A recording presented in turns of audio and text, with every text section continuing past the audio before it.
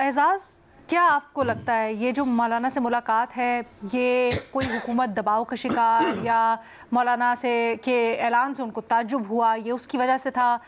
یا بس ایسی نارمل ملاقات تھی، ہم بہت زیادہ ریڈ کر رہے ہیں اس کے اندر؟ علینا بہت شکریہ. علینا میں براڈلی جو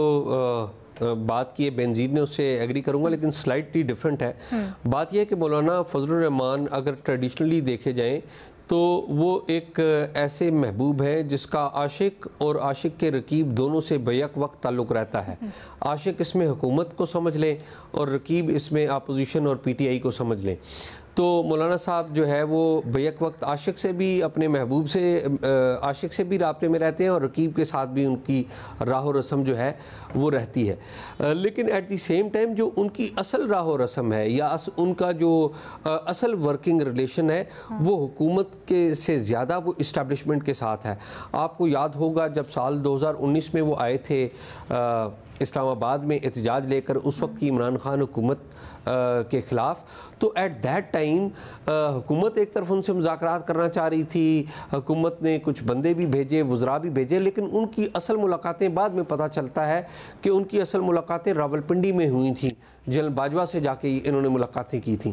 ابھی سچویشن یہ ہے کہ مولانا فضل الرحمان کا حکومت سے ناراضگی، پیپلز پارٹی سے ناراضگی ہو جاتی ہے، نون لیگ سے ناراضگی ہو جاتی ہے، کبھی سے اسٹیبلشمنٹ سے بھی کبھی ان کا دل کھٹا ہوتا ہے، لیکن تعلق جو ٹوٹتا نہیں ہے ان کا وہ کسی سے بھی نہیں ٹوٹتا. ورکنگ ریلیشن شپ ان کی قائم رہتی ہے، پرٹیکولرلی اسٹیبلشمنٹ کے ساتھ اور باقی لوگوں کے ساتھ. اور وہ اس میں اتنا خوبصورت طریقے سے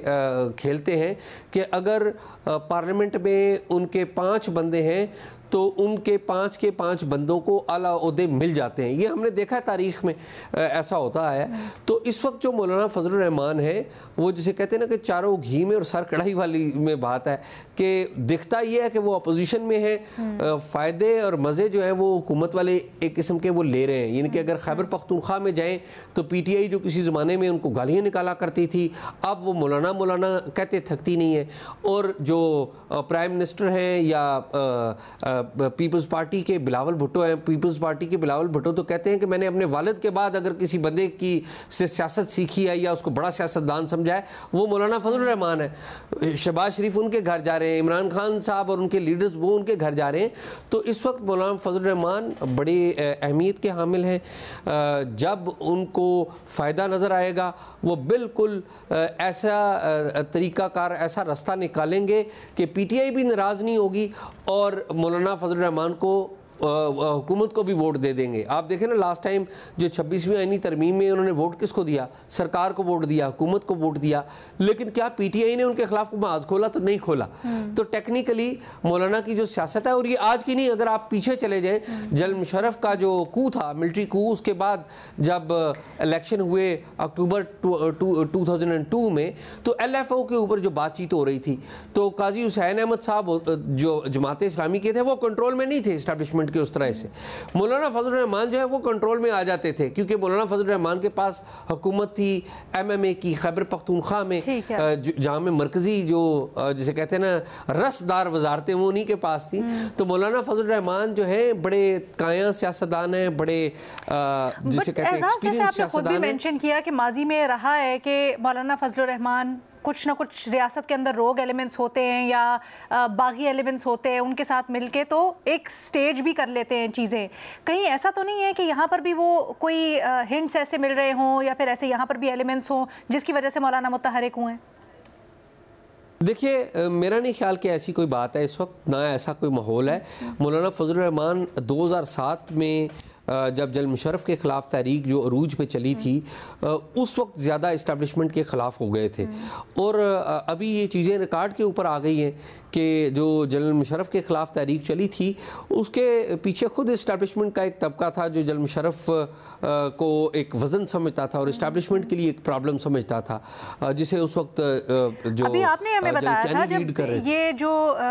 دھرنا آئے تھے عمران خان کی حکومت آتے ہی، اس میں بھی آپ نے ہمیں بتایا تھا نا کہ جنرل فیض کے کہنے کے اوپر مولانا صاحب آئے تھے اور پھر ایشورنس بھی انہوں نے ہی دی تھی بعد میں جو چودھریوں کے ساتھ ڈیل ہوئی تھی. تو کہیں یہاں پر بھی ایسا کچھ معاملہ تو نہیں ہے؟ نہیں جو آئے تو دیکھیے مولانا فضل الرحمان اپنی ڈیمانڈز لے کر آئے تھے کیونکہ عمران خان اس وقت پرائم منسٹر تھے اور پرائم منسٹر وہ اس طرح کے تھے کہ وہ مولانا فضل الرحمان کو نام لے کر ان کے بارے میں توہین آمیز بیان دیا کرتے تھے اور وہ ایٹ دیٹ ٹائم بھی مولانا صاحب کی ڈیمانڈز تھیں بہت ساری جن کو مینج جنرل فیض حمید کر رہے تھے اور جو اصل دیکھیں نا سامنے تو آئے تھے چودھری شجاعت چودھری پرویز لائی چودھری برادران آئے تھے سامنے لیکن جو اصل ڈیل ہوئی تھی ان کی وہ تو اس وقت ہی انڈرسٹینڈنگ ان کی ہوئی تھی جب جنرل باجوہ سے ان کی اور غفور حیدری کی ملاقات راولپنڈی میں ان کے گھر پہ جنرل باجوہ کے گھر پہ ہوئی تھی تو جو نظر آ رہا تھا وہ ہمیں تو یہ نظر آ رہا تھا کہ پولیٹیکل آنیاں جانیاں ہیں اور وہ جو